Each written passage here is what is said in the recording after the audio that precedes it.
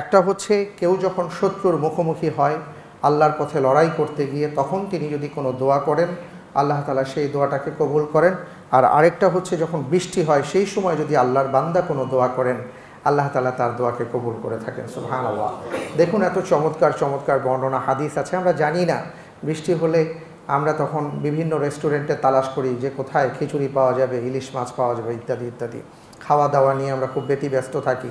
অনেকে আবার ঘটা করে আয়োজন করে সবাইকে নিয়ে সিনেমা হলে সিনেমা দেখতে যায়, বাসায় হোম থিয়েটারে এটা সেটা দেখে বৃষ্টিকে কেন্দ্র করে। কিন্তু বৃষ্টিকে কেন্দ্র করে মুসলমানদের জন্য যে আয়োজন আল্লাহ রাসূল সাল্লাল্লাহু আলাইহি ওয়াসাল্লাম রেখে গেছেন সেটা আমরা অনেকেই জানি না।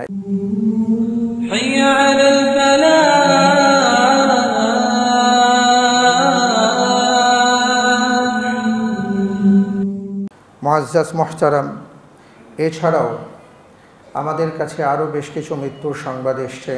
যেমন গতকালকে সোবাহানবাগ মসজিদের কমিটির একজন সদস্য যিনি সকালবেলা মিটিং করেছেন রাতের বেলা কবরের সাথী হয়ে গেছেন। আমরা তার জন্য দোয়া করছি। আমরা দোয়া করছি আরও একজন সৌদি প্রবাসী যিনি সৌদি আরবে বসবাস করেন, বাংলাদেশে আসছেন, পরের দিন তিনি ইন্তেকাল করেছেন এবং তার পরিবার এখনও জানে না। আল্লাহ তাআলা তাদেরকে ক্ষমা করে দিন। এবং আরও কিছু ভাইয়েরা দোয়া চেয়েছেন তাদের মা বাবার জন্য যারা হসপিটালে আছেন, আইসিইউতে আছেন। আল্লাহ তাআলা তাদের সবাইকে সুস্বাস্থ্য দান করে দিন। আল্লাহুম্মা আমিন। সম্মানিত মুসল্লি ভাই এবং বোনেরা, আসলে এটাই হচ্ছে আমাদের জীবন। জীবনটাকে বলা হয়েছে স্বপ্নের মতো। আমরা স্বপ্ন দেখি, রাতের বেলা ঘুমোতে যাই, ঘুমের মাঝে স্বপ্ন দেখি। সেই স্বপ্নে আমি অনেক কিছু পেয়ে থাকি, আমি অনেক কিছু হয়ে যাই।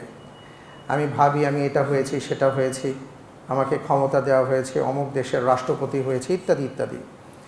সকালবেলা যখন আমার ঘুম ভাঙে আমি তাকিয়ে দেখি যে বিছানাতে, যেই তোষকে বা যে চৌকিতে ঘুমিয়েছিলাম, বৃষ্টির পানি টিনের চাল ফুটো করে মাথার উপর পড়ছে।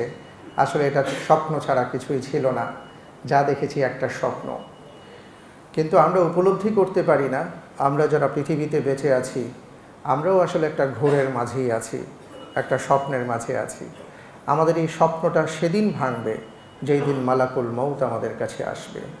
সেই দিন মনে হবে কি করলাম, 70 বছর এই ঘোরের মধ্যেই কাটিয়ে দিলাম, 80 বছর এভাবেই কেটে গেল, এই সম্পদের পিছনে ছুটলাম, এ তো কিছুই ছিল না। দরকার তো ছিল এখন যেখানে যাব সেই জায়গাটাকে যেন সুন্দর করা যায় সেটার ব্যবস্থা করা। পৃথিবীতে অল্প কিছু সময়ের জন্য, 2 মিনিট 2.5 মিনিটের জন্য আমি এত কিছু করেছি, কিন্তু এরপরে যেখানে অনন্তকাল আমাকে থাকতে হবে সেটার জন্য আমি কি করলাম? এটাই হলো বাস্তবতা। আল্লাহ তাআলা আমাদেরকে এই বাস্তবতা উপলব্ধি করার তৌফিক দান করুন।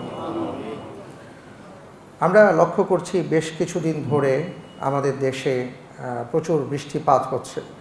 আমি গত সপ্তাহে আপনাদের মাঝে বৃষ্টি সংক্রান্ত একটি খুতবা পূর্ব আলোচনা করেছিলাম। আজকে কয়েকটি বিষয়ে একটু আপনাদের দৃষ্টি আকর্ষণ করছি। সেটা হলো বৃষ্টির মাঝে কিছু আমল আছে, সেই আমলগুলো যদি আমরা করতে পারি এটা আমাদের জন্য উপরি একটা পাওনা হবে। যেমন রাসূল সাল্লাল্লাহু আলাইহি ওয়াসাল্লামের হাদিস থেকে যেটা পাওয়া যায়, হযরতে আনাস রাদিয়াল্লাহু তাআলা আনহু তিনি বর্ণনা করেন যে মাঝে মাঝে রাসূল সাল্লাল্লাহু আলাইহি ওয়াসাল্লাম বৃষ্টির পানি স্পর্শ করতেন এবং বৃষ্টিতে, কারণ ওখানে আসলে বৃষ্টিটা খুব রেয়ার ছিল, হুটহাট হতো না, অনেক সময়ের পরে হতো। তো এই বৃষ্টিটা যখন হতো সাহাবায়ে কেরাম আজমাইন, এমনকি রাসূল সাল্লাল্লাহু আলাইহি ওয়াসাল্লাম তার পবিত্র গা মোবারক সেই বৃষ্টিতে তিনি ভেজাতেন। এই জন্য মাঝে মাঝে বৃষ্টিতে ভেজা এটাও একটা সুন্নাহ, তবে সব সময় নয়। আরেকটি বিষয় হলো যখন বৃষ্টি হয় তখন আল্লাহ রাব্বুল আলামিনের কাছে দোয়া করা। আয়েশা রাদিয়াল্লাহু তাআলা আনহা থেকে বর্ণিত, তিনি বলেন যে আল্লাহ সুবহানাহু ওয়া তাআলা বৃষ্টির সময় দোয়া করতেন, আল্লাহুম্মা সাইয়্যিবান নাফিআ। তিনি দোয়ায় বলতেন রব্বুল আলামিন যে বৃষ্টিটা হচ্ছে এটা যেন আমাদের জন্য উপকারী হয়, আল্লাহুম্মা সাইয়্যিবান হানিয়া। এবং তিনি আরও দোয়া করে বলতেন রব্বুল আলামিন এই বৃষ্টিটা যেন আমাদের জন্য তৃপ্তিদায়ক হয়। গত সপ্তাহের আলোচনায় আমরা জেনেছিলাম যে বৃষ্টি আল্লাহ তাআলা নির্ধারিত পরিমাণ দিয়ে থাকেন এবং সেটা যতটুকু আমাদের দরকার, তো ওটা যদি আমরা সংরক্ষণ করতে পারি তাহলে সেটা তৃপ্তিদায়ক হবে। পাশাপাশি আমরা দোয়া করব। সাহাল বিন সাদ রাদিয়াল্লাহু তাআলা আনহু থেকে বর্ণিত, তিনি বলেন যে আল্লাহর রাসূল সাল্লাল্লাহু আলাইহি ওয়াসাল্লাম বলেছেন যে দুটি সময়ে মানুষের দোয়াকে আল্লাহ তাআলা ফেরত দেন না। একটা হচ্ছে কেউ যখন শত্রুর মুখোমুখি হয় আল্লাহর পথে লড়াই করতে গিয়ে, তখন তিনি যদি কোনো দোয়া করেন আল্লাহ তাআলা সেই দোয়াটাকে কবুল করেন। আর আরেকটা হচ্ছে যখন বৃষ্টি হয় সেই সময় যদি আল্লাহর বান্দা কোনো দোয়া করেন আল্লাহ তাআলা তার দোয়াকে কবুল করে থাকেন। সুবহানাল্লাহ। দেখুন এত চমৎকার চমৎকার বর্ণনা হাদিস আছে। আমরা জানি না বৃষ্টি হলে আমরা তখন বিভিন্ন রেস্টুরেন্টে তালাশ করি যে কোথায় খিচুড়ি পাওয়া যাবে, ইলিশ মাছ পাওয়া যাবে ইত্যাদি ইত্যাদি। খাওয়া দাওয়া নিয়ে আমরা খুব ব্যতিব্যস্ত থাকি। অনেকে আবার ঘটা করে আয়োজন করে সবাইকে নিয়ে সিনেমা হলে সিনেমা দেখতে যায়, বাসায় হোম থিয়েটারে এটা সেটা দেখে বৃষ্টিকে কেন্দ্র করে। কিন্তু বৃষ্টিকে কেন্দ্র করে মুসলমানদের জন্য যে আয়োজন আল্লাহর রাসূল সাল্লাল্লাহু আলাইহি ওয়াসাল্লাম রেখে গেছেন সেটা আমরা অনেকেই জানি না। এই কারণে যখন বৃষ্টি হবে আপনার যা চাওয়া আছে আল্লাহর কাছে চাইবেন, আল্লাহর কাছে দোয়া করবেন, ইনশাআল্লাহ তাআলা রব্বুল আলামিন আমাদের দোয়াকে কবুল করবেন। আরেকটি বিষয় হলো যে যদি অতিবৃষ্টি আমরা দেখি তাহলে আল্লাহ তাআলার কাছে দোয়া করা। হযরত আনাস রাদিয়াল্লাহু তাআলা আনহু থেকে বর্ণিত এবং যেটা আমরা জানি সেটা হলো যে রাসূল সাল্লাল্লাহু আলাইহি ওয়াসাল্লাম তিনি এইভাবে খুতবা দিচ্ছিলেন। খুতবার মধ্যে একজন সাহাবা দাঁড়িয়েছিলেন। একজন সাহাবা দাঁড়িয়ে বলেছিলেন, ইয়া রাসূলুল্লাহ, আমাদের তো বৃষ্টি হচ্ছে না, আপনি যদি আল্লাহর কাছে দোয়া করেন। খুতবারত অবস্থায় রাসূল সাল্লাল্লাহু আলাইহি ওয়াসাল্লাম হাত তুলে দোয়া করলেন খুতবার মধ্যে, এবং তিনি বললেন এই দোয়াগুলি বলেছিলেন যে আল্লাহুম্মা হাওয়ালাইনা ওয়ালা আলাইনা, আল্লাহুম্মা আলাল আকাম ওয়ালাল জিবাল ওয়ালাল আজাম ওয়াত তুরাব ওয়াল আউদিয়া ওয়া মানাবিতিশ শাজার। এইভাবে রাসূল সাল্লাল্লাহু আলাইহি ওয়াসাল্লাম দোয়া করেছিলেন এবং তিনি বলেছিলেন যে রব্বুল আলামিন আমাদের উপকারী বৃষ্টি দান করুন এবং অপকারিতা থেকে আমাদেরকে রক্ষা করুন। তো উনি যখন দোয়া করলেন, দোয়ার পরে এত বৃষ্টি হলো, সাহাবায়ে কেরাম আজমাইন বললেন যে আমরা সবাই ভিজে একাকার হয়ে গেলাম, মসজিদে নববী ভিজে গেল, আমাদের সেজদায় চেহারার মধ্যে কাদা টাদা মেখে একাকার, আমরা চলে গেলাম। পুরো এক সপ্তাহ শুধু বৃষ্টিই হলো। সুবহানাল্লাহি ওয়া বিহামদিহি। রাসূল সাল্লাল্লাহু আলাইহি ওয়াসাল্লামের দোয়ার ফল। পরবর্তী সপ্তাহে আবার তারা জুমায় আসলেন। এরপরে ওই সাহাবা অথবা আরেকজন সাহাবা দাঁড়িয়ে বললেন ওই খুতবারত অবস্থায়, ইয়া রাসূলুল্লাহ, আল্লাহর কাছে দোয়া করুন যাতে করে আল্লাহ বৃষ্টিটা বন্ধ করে দেন। তখন তিনি আবার দোয়া বললেন, হাত উঁচু করে দোয়া করলেন। রাসূল সাল্লাল্লাহু আলাইহি ওয়াসাল্লাম খুতবারত অবস্থায় এই দুটি জায়গায় হাত উঁচু করে দোয়া করেছিলেন। এটা হলো বৃষ্টির সময়। তিনি বলেছিলেন যে হে আল্লাহ, এই বৃষ্টি আমাদের থেকে আপনি সরিয়ে দিন এবং কোনো টিলা, উপত্যকা, পাহাড়, পর্বত, মালভূমি, এবং যে সকল বনভূমি আছে অর্থাৎ যেই জায়গায় বৃষ্টি দরকার আপনি সেই জায়গায় বৃষ্টিটাকে নিয়ে যান। তিনি দোয়া করলেন, নামাজ শেষ হলো, আকাশে সূর্য উদিত হলো, এরপরে বৃষ্টিটা বন্ধ হয়ে গেল। সুবহানাল্লাহ। এই জন্য অতি বৃষ্টি দেখলে আমরা আল্লাহর কাছে দোয়া করব ইনশাআল্লাহ তাআলা। এবং আরেকটা হলো যখন বৃষ্টি হয় তখন আল্লাহর কৃতজ্ঞতা আদায় করা। হাদা মিন ফাদলি রব্বি, যে এটা আমার মহান রবের কৃতজ্ঞতা। এর কারণ হলো যে তৎকালীন সময়ও মানুষের মাঝে যারা মুশরিক ছিল তাদের একটা বিশ্বাস ছিল যে এটা কোনো তারকার কাজ, তারকার কারণে বৃষ্টি হচ্ছে অথবা বৃষ্টি বন্ধ হয়। তো এই কারণে রাসূল সাল্লাল্লাহু আলাইহি ওয়াসাল্লাম তাদেরকে বলেছেন যে তোমরা বলো হাদা মিন ফাদলি রব্বি, যে এটা আমাদের মহান রবের একটা অনুগ্রহ আমাদের উপর। আরেকটি দোয়া এসছে মুতিরনা বিফাদলিল্লাহি ওয়া বিরহমাতি, যে আমরা বৃষ্টিতে ভিজলাম, এটা আল্লাহ সুবহানাহু ওয়া তাআলার দয়া এবং অনুগ্রহে। তো পাশাপাশি আরেকটা কথা বলবো, সেটা হলো যে আমাদের দুটো দায়িত্ব, আমাদের কিছু দায়িত্ব আছে বৃষ্টিকালীন সময়ে। যেমন অনেক ভাই অনেক কিছু সাদাকা দিতে চান, দান করতে চান। আমাদের মধ্যে অনেক সময় দেখা যায় যে আমরা দান সৎকার ক্ষেত্রে যেই জিনিসটা যার দরকার নেই অনেক সময় তাকে সেটা দেওয়ার চেষ্টা করি। বিশেষ করে আমাদের যখন জাকাত থেকে আমরা দান করি, যেমন অনেকে জাকাতের শাড়ি লুঙ্গি দেন না, তো জাকাতের শাড়ি লুঙ্গি আমি যাকে দিচ্ছি তার কি আসলেই শাড়ি লুঙ্গির দরকার না কি দরকার? এই জন্য ইসলামের একটা মৌলিক নীতিমালা হলো আমি যাকে যেটা দিতে চাই তার কোন জিনিসটা দরকারটা বুঝে আমি তাকে সেইটা দেওয়ার চেষ্টা করব। তো বর্তমানে যেহেতু প্রচণ্ড বৃষ্টি হচ্ছে, আপনি চাইলে কাউকে যদি উপহার দিতে চান, হাদিয়া দিতে চান, দান করতে চান, সাদাকা দিতে চান, আপনি কাউকে ছাতা দিতে পারেন বা বৃষ্টি থেকে তিনি যেন বেঁচে থাকতে পারেন এমন কোনো ব্যবস্থা করে দিতে পারেন, এই জাতীয় দান করতে পারেন। আর আরেকটা বিষয় হলো আমাদের যেটা দায়িত্ব সেটা হলো গত সপ্তাহেও বলেছি যে আমাদের রাস্তাঘাট পরিষ্কার রাখা, যাতে করে বৃষ্টির পানিটা সুন্দরভাবে নিচে নেমে যেতে পারে সেই ব্যবস্থাটা করা। আল্লাহ তাআলা আমাদের সবাইকে সেই তৌফিক দান করুন, আমিন। আমার আজকের যে মূল আলোচনার বিষয় সেটা হলো যে আমি আপনাদের মাঝে একটা জাতির ইতিহাস তুলে ধরতে চাই, যে জাতিতে দুটো ভাগ হয়ে গিয়েছিল। একটা ভাগ তারা আযাবে পতিত হয়েছিল, আরেকটা অংশ আযাব থেকে তারা বেঁচে গিয়েছিল। তারা কারা ছিল আসলে? আমি আপনাদের সামনে আজকে হযরতে নূহ আলাইহিস সালাতু ওয়াস সালামের ইতিহাস তুলে ধরতে চাই। কারণ এই যে আমরা দেখতে পাচ্ছি চারদিকে, বাংলাদেশের চারদিক থেকে বন্যার পানি ধেয়ে আসছে। অলরেডি আমরা জানি যে চট্টগ্রামের এই বৃহৎ অঞ্চল ডুবে গেছে। চট্টগ্রাম থেকে শুরু করে নিয়ে একেবারে কক্সবাজারের পর্যন্ত যত ঢালু এলাকা আছে, সাতকানিয়া থেকে যা আছে ওদিকে তলিয়ে গেছে। বাংলাদেশের নানা অঞ্চল দিয়ে আসলে পানি ঢুকছে এবং আর কয়েকদিন পরে একটা ভয়ঙ্কর পরিস্থিতি তৈরি হবে, এটা আমরা উপলব্ধি করতে পারছি। এই যে বন্যার ইতিহাস কি, বন্যা কোত্থেকে এলো, পৃথিবীতে সর্বপ্রথম কোথায় বন্যা হয়, এই প্রসঙ্গে আমি কথা বলবো ইনশাআল্লাহ তাআলা। এটা আমাদের জানা থাকা উচিত এবং এখান থেকে আমাদের শিক্ষা নেওয়া উচিত। আমি আজকে যে কথাগুলো বলবো পুরো কথাগুলো ইনশাআল্লাহ তাআলা কুরআনুল কারীমের আয়াতের বিবরণ অনুযায়ী বলার চেষ্টা করব বিতাওফিকিল্লাহি আযজা ওয়া জাল। সেটা হলো আল্লাহ রাব্বুল আলামিন হযরতে নূহ আলাইহিস সালাতু ওয়াস সালামকে পৃথিবীতে পাঠিয়েছেন, আপনারা জানেন। ফালাবিসা ফীহিম আলফা সানাতিন ইল্লা 50 আমা। আল্লাহ তাআলা তার জীবন দিয়েছিলেন 1000 বছর। 1000 বছর তিনি বেঁচে ছিলেন এবং 40 অথবা 50 বছর বয়স থেকে তিনি নবুয়ত প্রাপ্ত হন এবং সেখান থেকে তিনি আমৃত্যু দাওয়াতি কাজ করেন। তার মানে হলো হযরতে নূহ আলাইহিস সালাতু ওয়াস সালাম তার জাতির মাঝে 950 বছর দাওয়াতি কাজ করেছেন। 950 বছর। এটা যুগে যুগে প্রত্যেক নবী রসুলগণের কিছু মুআজিজা ছিল। নূহ আলাইহিস সালাতু ওয়াস সালামের মুআজিজা ছিল এটাই যে তিনি তার কওমের মাঝে 950 বছর লম্বা হায়াত পেয়েছেন এবং তিনি দাওয়াতি কাজ করেছেন। এত হায়াত কেউ পাননি, কোনো নবীদের মাঝেও এত হায়াত কেউ পাননি। তো তিনি তার জাতিতে 950 বছর দোয়া করেছেন। 950 বছর, যেন তেন বিষয় না। ফলাফল কি হলো?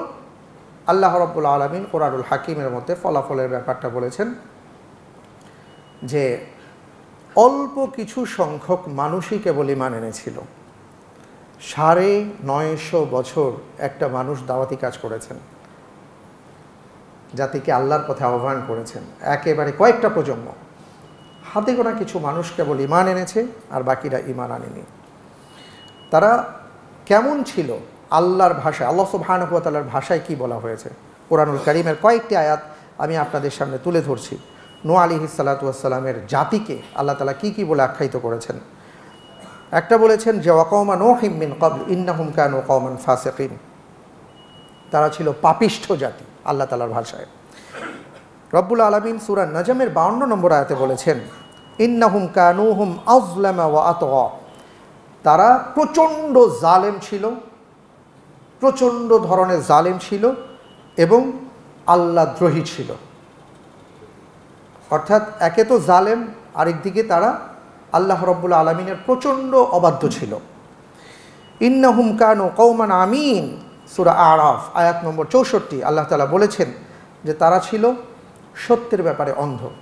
অর্থাৎ তারা জানতো নূহ আলাইহিস সালাতু ওয়াস সালাম সত্য নবী, তিনি যা বলছেন এটা সত্য, তার কথাগুলো সত্য, কিন্তু তারপরেও সব কিছু দেখা বুঝার পরেও এরা অন্ধের মতন আচরণ করেছে। এই জন্য আল্লাহ তাআলা তাদেরকে অন্ধ বলে আখ্যায়িত করেছেন।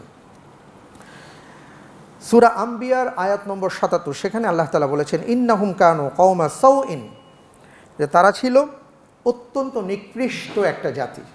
তার মানে তাদের আচরণগুলো তাহলে কোন পর্যায়ে চলে গেছে? আমরা হয়তো ভাবতে পারি যে এগুলো আল্লাহ তাআলা নূহ আলাইহিস সালাতু ওয়াস সালামের জাতির ক্ষেত্রে বলেছেন, এটা মনে হয় আমাদের মধ্যে নাই, এই সমস্যাগুলো নাই, আমরা কি এত খারাপ নাকি? আমি সেদিকে আসবো ইনশাআল্লাহ তাআলা। আরেকটা বিষয় আল্লাহ তাআলা বলেছেন সূরা হুদের আয়াত নম্বর 29 ওয়ালাকিন্নী আরাকুম কওমান তাজহালুন। নূহ আলাইহিস সালাতু ওয়াস সালাম তাদেরকে বলেছিলেন যে আমি তো তোমাদেরকে একেবারে অজ্ঞ হিসেবে দেখছি। অর্থাৎ এই কথাগুলো কাদেরকে বলা হয়েছিল? তৎকালীন সময়ের, সেই সমাজের, সেই রাষ্ট্রের একেবারে উঁচু উঁচু পদে যারা ছিল, তারা যখন নূহ আলাইহিস সালাতু ওয়াস সালামের সাথে বসলো, নূহ আলাইহিস সালাতু ওয়াস সালাম যখন তাদেরকে হেদায়েতের বার্তা পৌঁছে দিলেন, তাদেরকে আহ্বান করলেন, এক আল্লাহর ইবাদত করো, মূর্তি পূজা করো না, এগুলো ছেড়ে দাও, ভালো হয়ে যাও। ওরা নূহ আলাইহিস সালাতু ওয়াস সালামের কথা মানল না। তখন হযরতে নূহ তাদেরকে বললেন যে তোমরা তো একেবারে অজ্ঞ জাতি, তার মানে তোমাদের জ্ঞান বিজ্ঞান অনেক উৎকর্ষতার অনেক কিছু তুমি দেখাতে পারো, করতে পারো, কিন্তু যদি তুমি আল্লাহকে মানতে না পারো তাহলে আসলে তুমি শিক্ষিত নও, তুমি অজ্ঞ, তুমি জাহেল। এই কথাগুলো আল্লাহ তাআলা তুলে ধরেছেন কোরআনে কারীমের মধ্যে। তাহলে তারা ছিল পাপিষ্ঠ, জালেম, বিদ্রোহী, অন্ধ, নিকৃষ্ট এবং অজ্ঞ। এইবার আসি যে তারা আসলে কি করত। তারা কি করত সেটাই আল্লাহ তাআলা তুলে ধরেছেন। মা নারাকা ইল্লা বাশারাম মিসলানা ওয়া মা নারাকা ইত্তাবাআকা ইল্লা আল্লাযীনা হুম আরাযিলুনা বাদিয়ার রা ওয়া মা নারা লাকুম আলাইনা মিন ফাদলিন বাল নাযুন্নুকুম কাযিবিন। সূরা হুদ আয়াত নম্বর 27। ওখানে তারা হযরতে নূহ আলাইহিস সালাতু ওয়াস সালামের ব্যাপারে বা তার সাথে যে আচরণগুলো করত, একটা হলো খুব তুচ্ছ তাচ্ছিল্য তাকে করত, তাকে খুবই তুচ্ছ তাচ্ছিল্য করত, হেয় প্রতিপন্ন করত। আমি কথাগুলো বলবো, আমি বলবো না আমাদের সমাজে এটা হয় কিনা, আমি বলবো যে আমরা এগুলো মেলাবার চেষ্টা করব যে আমরা এটা করি কিনা। আরেকজনের কথা বাদ দিয়ে দিব, আমরা এটা করি কিনা। তো তারা হযরত নূহ আলাইহিস সালাতু ওয়াস সালামকে তুচ্ছ তাচ্ছিল্য করত, নানাভাবে তাকে মিথ্যেবাদী বলতো। এরপরে তারা আরেকটা বিষয় বলতো যে আপনার সাথে তো কোনো বড় মানুষকে দেখি না, আমাদের সমাজের নিচু স্তরের যারা আছে তারাই কেবল আপনার সাথে ঘুরে। অর্থাৎ তারা তাদের কথার মধ্যে যেটা একটা অহংবোধ প্রকাশ করতো যে আসলে আপনি হলেন গরিবদের নেতা, গরিবদের জন্য আল্লাহ আপনাকে পাঠাইছেন, আপনি ধনীদের জন্য না। এইভাবে তুচ্ছ তাচ্ছিল্য করত। আর আরেকটা হলো যে ওয়ামা নারা আলাইনা মিন ফাদলিন বাল নাযুন্নুকুম কাযিবিন, এবং তারা তাদের কথায় প্রচণ্ড অহংকার অহমিকা প্রকাশ করত। এই আয়াতের মধ্যে আল্লাহ তাআলা তুলে ধরেছেন। হযরত নূহ আলাইহিস সালাতু ওয়াস সালাম যখন তাদেরকে দাওয়াত দিতেন, ফালাম ইয়াজিদহুম দুআই ইল্লা ফিরারা। নূহ আলাইহিস সালাতু ওয়াস সালাম একদিকে আসতেন, ওরা আরেক দিকে চলে যেত, অর্থাৎ তার কথা ওরা শুনবে না। শুধু তাই নয়, ওয়া ইন্নী কুল্লামা দাআউতুহুম লিতাগফিরা লাহুম জাআলু আসাবিআহুম ফি আযানিহিম। যখন তাদেরকে দাওয়াত দিতেন এরা কানে আঙ্গুল দিত, অর্থাৎ তাকে অপমান করার জন্য, এবং কাপড়টাকে তারা গুটিয়ে নিত। ওয়া আসাররু ওয়াস্তাকবারু ইস্তিকবারা, এবং প্রচণ্ড অহংকার প্রদর্শন করত কথায়, কাজে ইত্যাদিতে। আরেকটা বিষয় হলো ওয়ামাকারু মাকরান কুব্বারা। নূহ আলাইহিস সালাতু ওয়াস সালামকে কীভাবে দমিয়ে দেয়া যায়, আল্লাহর দ্বীনকে কীভাবে দমানো যায়, এই দ্বীনকে কীভাবে মিটিয়ে ফেলা যায়, এটা নিয়ে তারা ষড়যন্ত্র করত। আল্লাহ তাআলা বলছেন ওয়ামাকারু মাকরান কুব্বারা, সূরা নূহ আয়াত নম্বর 22। রব্বুল আলামিন এরপরে বলেছেন যে আরেকটা হলো মিম্মা খতিআতিহিম উগরিকু, তারা তাদের ভুলের মধ্যে ডুবেছিল। শব্দটা আল্লাহ তাআলা এটা ব্যবহার করেছেন যে তারা তাদের পাপের মধ্যে ডুবেছিল, অর্থাৎ রাত দিন এরা পাপ করে বেড়াতো। তাদের বিশ্বাস কি ছিল? ওয়াকালু লা তাদারুন্না আলিহাতাকুম ওয়ালা তাদারুন্না ওয়াদ্দান ওয়ালা সুওয়া ওয়ালা ইয়াগুথা ওয়া ইয়াউকা ওয়া নাসরা ওয়া ক্বাদ আদাল্লু কাসীরা। তারা একটা কাজ করেছিল। সেই সমাজে কিছু ভালো মানুষ ছিল শুরুর দিকে। ওই ভালো মানুষগুলো যখন মৃত্যুবরণ করলো তখন তারা তাদের মূর্তি তৈরি করলো। এটা শয়তান তাদেরকে শিখিয়েছিল, এবং তাদের মাধ্যমেই মূলত শিরিকটা শুরু হয়। এবং ওয়াদ, সুয়া, ইয়াগুস, নাসার, এইভাবে 5 ব্যক্তির নাম ছিল। তাদের মূর্তি তৈরি করে তারা পরবর্তীতে বিপদ আপদ বালা মুসিবত, কিছু দরকার কিছু দরকার নাই, এটা করা দরকার ওই কাজ করা দরকার, সব ক্ষেত্রে এরা ওই মূর্তির সামনে গিয়ে মাথা নত করতো, তাদের কাছে তারা চাইতো। তারা মনে করতো এরা যেহেতু সমাজের ভালো মানুষ ছিল, এই ভালো মানুষগুলো আল্লাহর সাথে কথা বলবে, আমি ডাইরেক্ট কথা বলতে পারবো না, এবং তারা আল্লাহর কাছ থেকে আমাকে পাইয়ে দিবে। হযরত নূহ আলাইহিস সালাতু ওয়াস সালাম 950 বছর তাদেরকে দাওয়াত দিলেন, এরা বুঝলো না। এরা বুঝলো শয়তানের কথা, এবং শয়তানের দোসর হয়ে এরা এই মূর্তি পূজায় লিপ্ত হয়ে গিয়েছিল। এবং তারা মনে করতো যে আমি যতই অন্যায় করি, যতই অনাচার করি, যত পাপে থাকি, পাপে ডুবে থাকি, এরা আছে, এরা আমাদেরকে পার করে দিবে। আমাদের মধ্যে এমন বিশ্বাস অনেকের মাঝেই আছে। আমি যাই কিছু করি না কেন, আমার পীর সাহেবের হাত ধরব, পীর সাহেবের পাঞ্জাবির আস্তিন ধরব, তিনি আমাকে পার করে দিবেন। অমুক মাজারে গিয়ে ধরব, অমুক কবরকে গিয়ে ধরব, অমুক ব্যক্তিকে ধরব, উনি আমাকে পার করে দিবেন। মুসলমানদের মধ্যে ওই বিশ্বাস আছে, যে বিশ্বাস তাদের মধ্যে ছিল। হযরত নূহ আলাইহিসসালাতু ওয়াসসালাম তাদের মাঝে কি করেছিলেন, আমি যে কথাগুলো বললাম, এটা দেখতে হবে যে এগুলো আমাদের মাঝে আছে কি না। থাকলে কি বিপদ সেটা আমি বলবো পরে। নূহ আলাইহিসসালাতু ওয়াসসালাম তার জাতিকে প্রথম যে দাওয়াতটা দিলেন, উবুদুল্লাহ মা লাকুম মিন ইলাহিন গায়রু, হে আমার জাতি, আল্লাহ রব্বুল আলামিনকে তোমরা জানো, চিনো, কিন্তু তাকে ইলাহ রূপে গ্রহণ করো। তোমরা ইলাহ রূপে গ্রহণ করছো না তাকে ইলাহ রূপে। একমাত্র ইবাদতের দাবিদার, হকদার একমাত্র তিনি, আল্লাহ সুবহানাহু ওয়া তাআলা। তাকে ছাড়া অন্য কারো গোলামি ইবাদত করো না। এই দাওয়াতটা তিনি দিয়ে গেলেন। 1 নম্বর দাওয়াত ছিল এটা তার। এবং তিনি বারবার বললেন, ইন্নী আখাফু আলাইকুম আযাবা ইয়াউমিন আলীম, ইয়াউমিন আযীম, আমি তোমাদের জন্য ভয় করছি, আশঙ্কা করছি, কবে না জানি আল্লাহর পক্ষ থেকে ভয়ঙ্কর যন্ত্রণাদায়ক শাস্তি চলে আসে। তার মানে কোনো জাতি যদি ইলাহের ইবাদত থেকে দূরে সরে যায়, আল্লাহর ইবাদত, আল্লাহর গোলামি থেকে সে যদি সরে গিয়ে মাঝখানে কাউকে তার মালিক বানায়, ইলাহ বানায়, তাহলে সেই জাতির মাঝে আল্লাহ তাআলা ধ্বংসযজ্ঞ চালান, আযাব নাজিল করেন। নূহ আলাইহিসসালাতু ওয়াসসালাম তাদেরকে সাবধান করেছিলেন, ইয়া কওম ইন্নী লাকুম নাযীরুম মুবিন, সূরা নূহ আয়াত নম্বর 2। বারবার বলছেন, আমি তোমাদেরকে সাবধান করছি, সতর্ক হও, পাপিষ্ট হয়েও না, ইলাহকে ছেড়ে যেও না। ইনি সাবধান করেছেন। তিনি বললেন, ফাত্তাকুল্লাহ, আল্লাহকে ভয় করো, অন্য কাউকে নয়। একমাত্র কাকে ভয় করবে? আল্লাহ রাব্বুল আলামিনকে। আমাদের মাঝে আল্লাহর ভয় কতটুকু আছে আমরা নিজেদেরকে জিজ্ঞেস করব। আল্লাহকে ভয় করতে হবে। আর তিনি বলেছেন, আমি যেটা বলি, আমার কথাগুলো তোমরা শুনো, তোমাদের কাজে লাগবে। তিনি বললেন, যা করেছো আল্লাহ তোমাদের ক্ষমা করে দিবেন।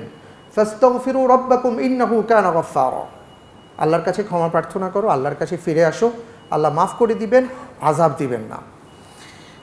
তিনি বললেন, ইন্নী আখাফু আলাইকুম আযাবা ইয়াউমিন আযীম, তোমরা যে আমার কথা শুনছো না, দেখো যে কোনো দিন কিন্তু ভয়াবহ আযাব আসবে।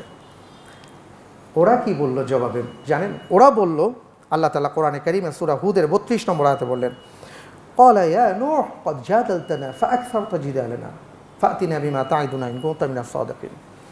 হযরত নূহ আলাইহিসসালাতু ওয়াসসালাম তাদেরকে আযাবের ভয় দেখাচ্ছেন। ওরা বলল, দেরি করছো কেন, আযাবের ব্যবস্থা করো, নিয়ে আসো আযাব। কতটা ডেসপারেট তারা ছিল, অবাধ্য ছিল। আজকে আমাদের মধ্যে এমন অবাধ্যতা চলে আসছে। নানা কাজে, নানা ঢঙে, নানা বর্ণে, নানা ভাষায় আমরা আল্লাহর অবাধ্যতা করছি।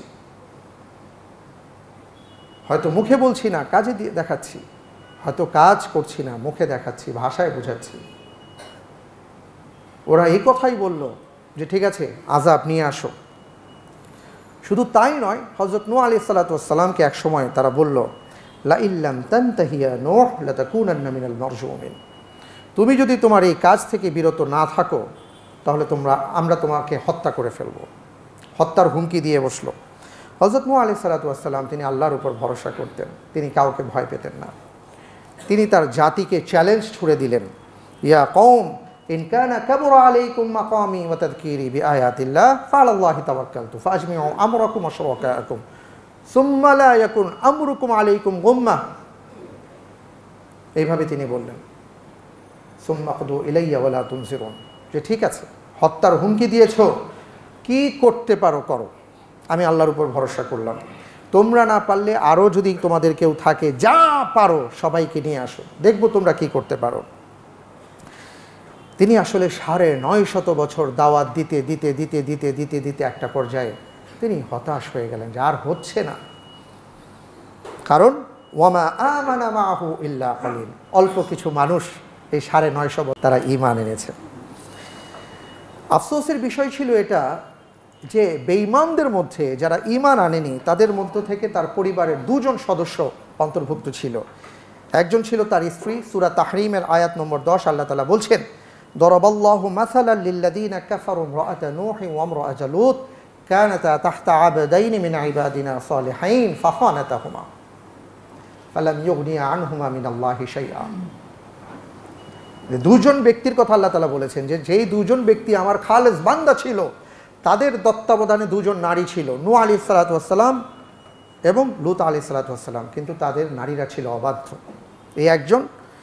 এবং নূহ আলাইহিস সালাতু ওয়াস সালামের ফ্যামিলির আরেকজন ছিল তার সন্তান। তিনি তার সন্তানকে বলেছিলেন, ইয়া বুনাইয়া আরকাব মা'না ওয়ালা তাকুন মা'আল কাফিরিন, কাফেরদের সাথে থেকো না বাবা, চলে আসো, ঈমান আনো, আমার কাছে চলে আসো। তার ছেলে বলেছিল, সাআউই ইলা জাবালিন ইয়াসিমুনি মিনাল মা।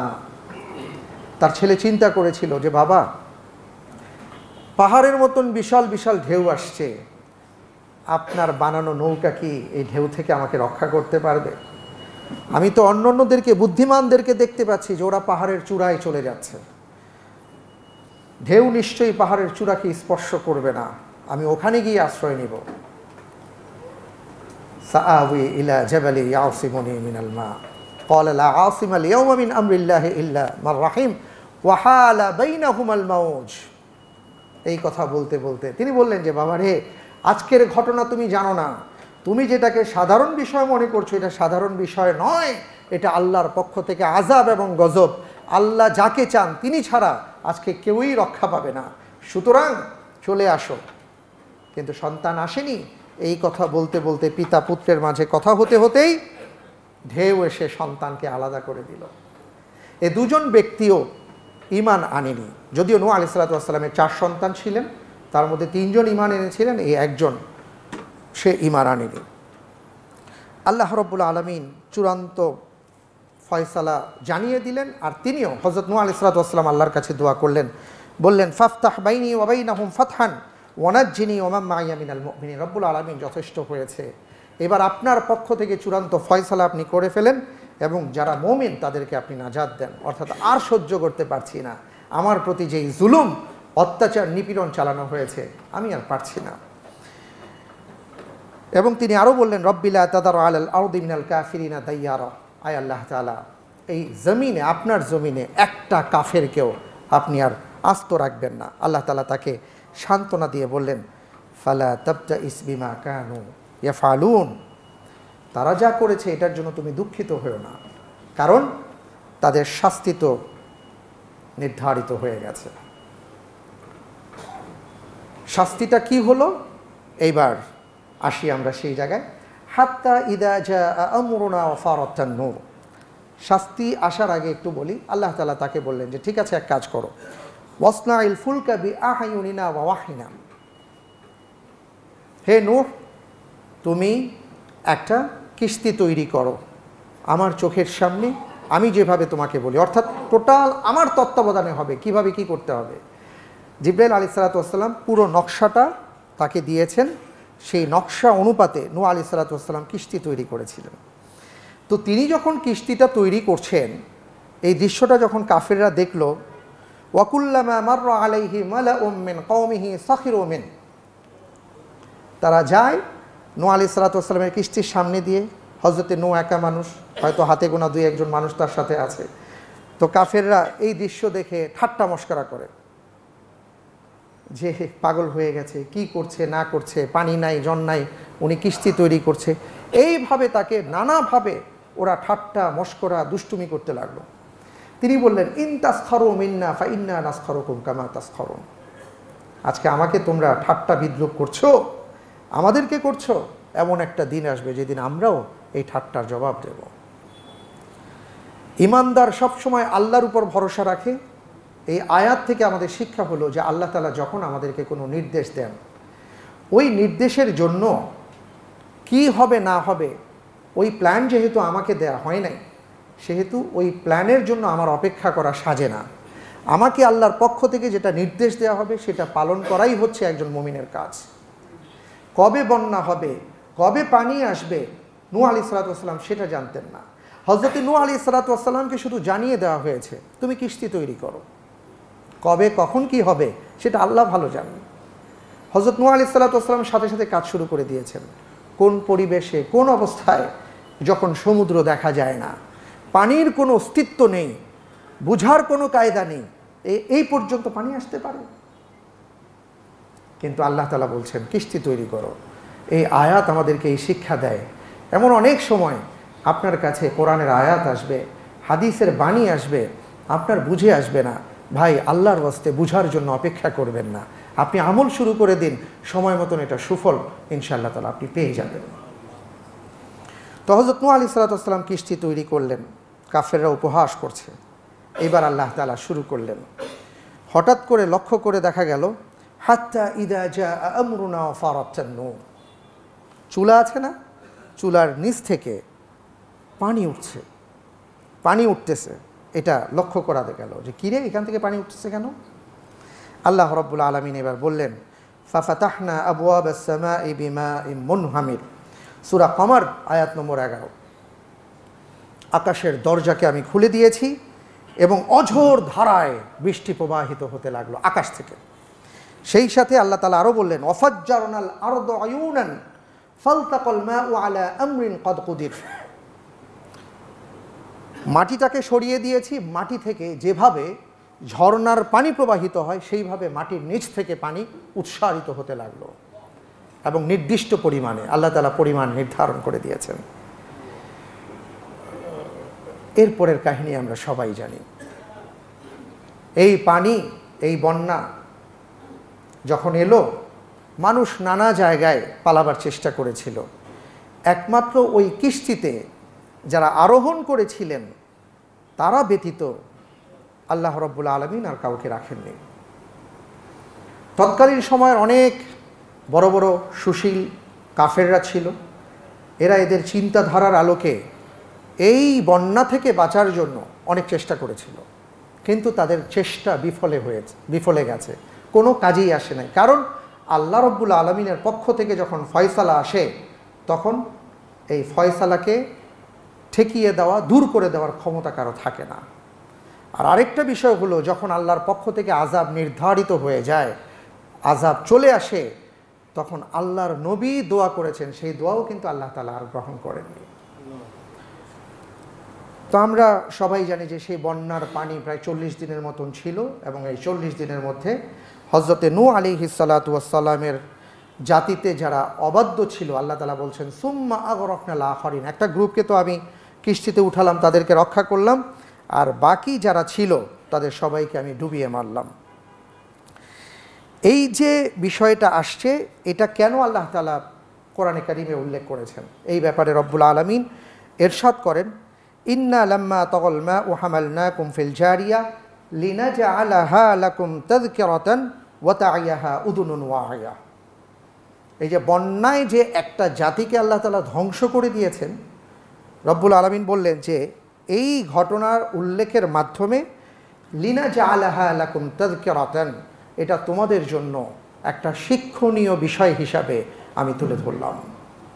এবং যারা উৎসুক কান নিয়ে থাকে, অর্থাৎ যারা চিন্তা করতে চায়, যারা অগ্রিম ভাবতে চায়, যারা অনেক দূর সুদূর প্রসারী চিন্তা করে, যারা ভবিষ্যতের জন্য ভালো অথবা বেশি বুঝতে চায়, সবার জন্য ওই উৎসুক কান নিয়ে যারা থাকে তাদের জন্য এখানে শিক্ষণীয় বিষয় আছে।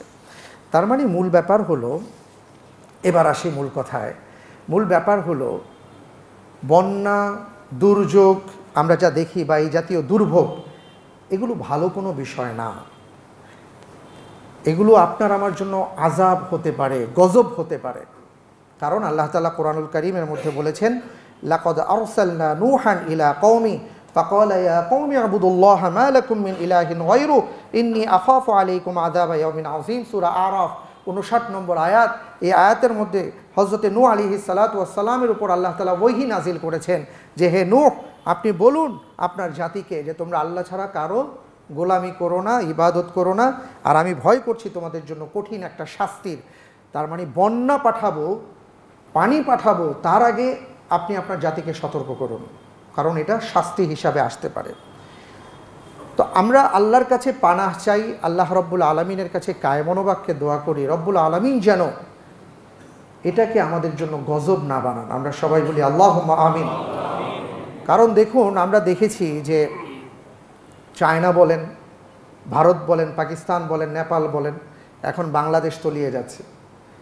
কোত্থেকেই পানি আসছে, আবার কোথায় চলে যাচ্ছে? এই পানিটা যখন আসছে, লক্ষ লক্ষ মানুষের জীবন দুর্বিষহ হয়ে যাচ্ছে।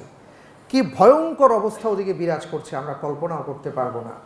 একদিকে ফসল নষ্ট হচ্ছে, গবাদি পশু নষ্ট হচ্ছে, হাজার হাজার বিলিয়ন ট্রিলিয়ন ডলারের সম্পদ নষ্ট হচ্ছে, সব কিছু এই পানিতে ভেসে যাচ্ছে। এটা আল্লাহ ছাড়া আমাদেরকে রক্ষা করার কেউ নাই।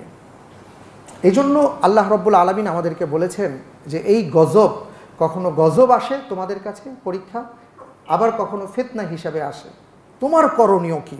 রব্বুল আলামিন এই ব্যাপারে বলেছেন, ওয়া ইদা মাসাল ইনসানা দুররুন দানা, সূরা জুমারের 49 নম্বর আয়াত। সুম্মা ইদা খাওয়ালনাহু নি'মাতাম মিন্না ক্বালা ইন্নামা উতীতুহু আলা ইলম বাল হিয়া ফিতনা ওয়ালাকিন্না আকসারহুম লা ইয়ালামুন। রব্বুল আলামিন বলেছেন, যখন মানুষকে আমি বিপদ দেই তখন আমাকে তারা খুব কায়মনোবাক্যে ডাকতে থাকে, আল্লাহ রক্ষা করো। সুম্মা ইদা খাওয়ালনাহু, এই পানি একসময় নেমে যায়।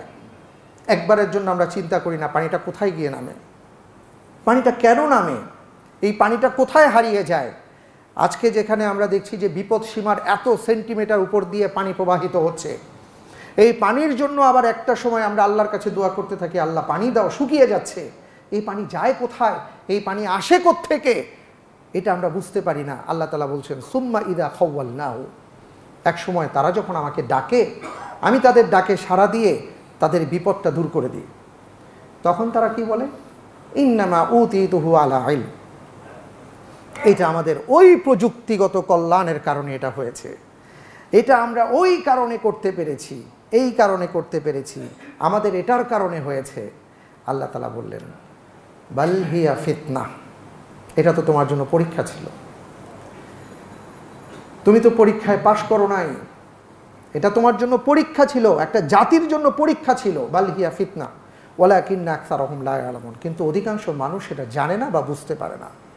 আমরা আল্লাহ তাআলার কাছে এটাই বলবো যে রব্বুল আলামিন আমাদেরকে এই বিষয়গুলো আপনি বুঝার তৌফিক দান করেন। আমাদের ক্ষমতা অত্যন্ত সীমিত, আমাদের কোনো ক্ষমতাই নাই। একটা মশা আমাদেরকে তছনছ করে দিচ্ছে, একটা মশা শত শত মানুষের জীবন নিয়ে যাচ্ছে। একটা মশার কাছে আমরা অসহায়, একটা মাছির কাছে অসহায়, একটা অণুজীব যাকে দেখি না তার কাছে আমরা অসহায়। তাহলে আমরা কারা?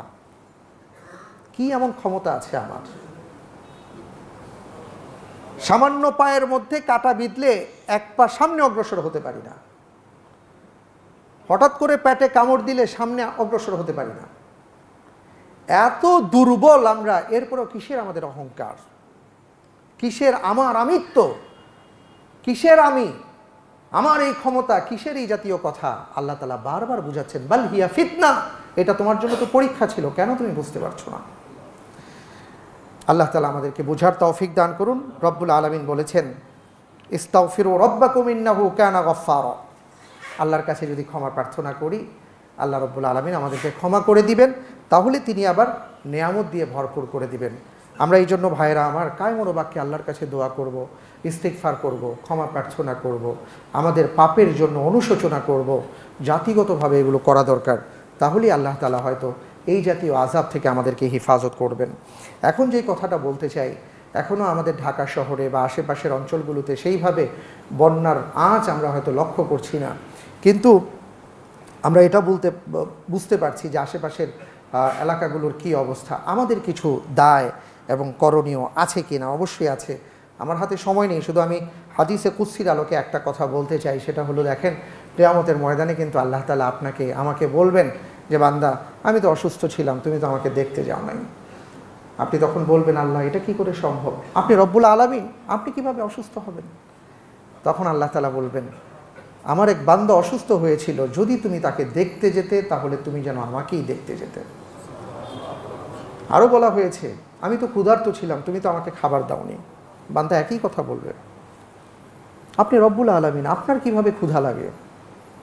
আল্লাহ তাআলা বলবেন, আমার ওই বান্দা ক্ষুধার্ত ছিল, তুমি জানতে, তুমি যদি তাকে খাবার দিতে তাহলে তুমি যেন আমাকেই খাবার দিতে। সেই প্রশ্নের উত্তরটা যেন আমরা দিতে পারি, এই জন্য আমাদের দায় আছে।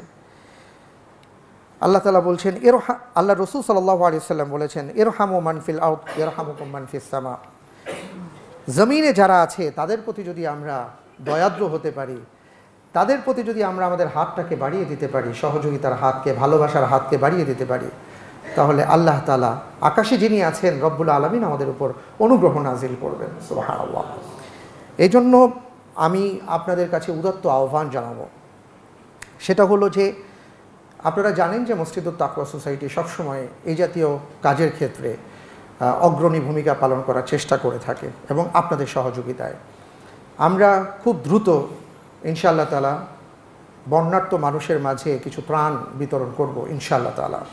এই ক্ষেত্রে আপনাদের সহযোগিতা আমরা কামনা করি, যাতে করে আমরা সবাই মিলে ওই বন্যার্ত ভাই বোনদের জন্য আমাদের পক্ষ থেকে সহমর্মিতা পৌঁছে দিতে পারি। এবং আমাদের যেটা করণীয় সেটা হলো তাদের ত্রাণের খুব দরকার, শুকনো খাবারের দরকার, কারণ তাদের চুলা টুলা সব একাকার হয়ে গেছে, রান্না করার অবস্থা নেই।